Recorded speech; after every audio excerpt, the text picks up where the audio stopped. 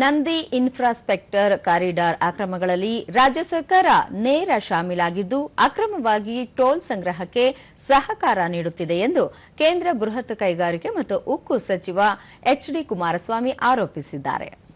ಹಾಸನ ಜಿಲ್ಲೆಯ ಹರದನಹಳ್ಳಿಯಲ್ಲಿ ಸುದ್ದಿಗಾರರೊಂದಿಗೆ ಅವರು ನೈಸ್ ಸಂಸ್ಥೆಯು ಸರ್ಕಾರದೊಂದಿಗೆ ಮಾಡಿಕೊಂಡಿರುವ ಎಲ್ಲ ಒಪ್ಪಂದಗಳನ್ನು ಉಲ್ಲಂಘಿಸಿದೆ. ಒಪ್ಪಂದದ ಪ್ರಕಾರವೇ ಆ ಸಂಸ್ಥೆಗೆ ಟೋಲ್ ಸಂಗ್ರಹಿಸುವ ಅಧಿಕಾರವಿಲ್ಲ. ಹಾಗಿದ್ದರೂ ಸಹ ರಾಜ್ಯ ಸರ್ಕಾರ ಅದಕ್ಕೆ ಅವಕಾಶ ಮಾಡಿಕೊಟ್ಟಿದೆ.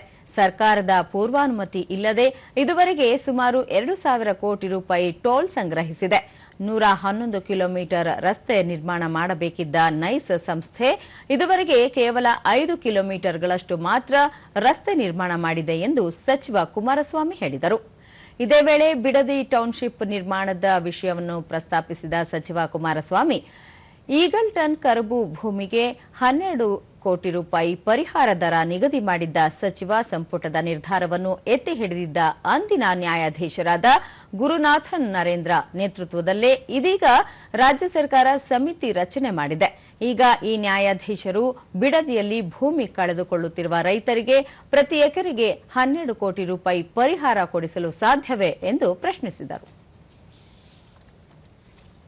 Without taking any action after the High Court judgment, even now, even after 1 month, they are not doing anything to take action against the illegal activities of the NICE.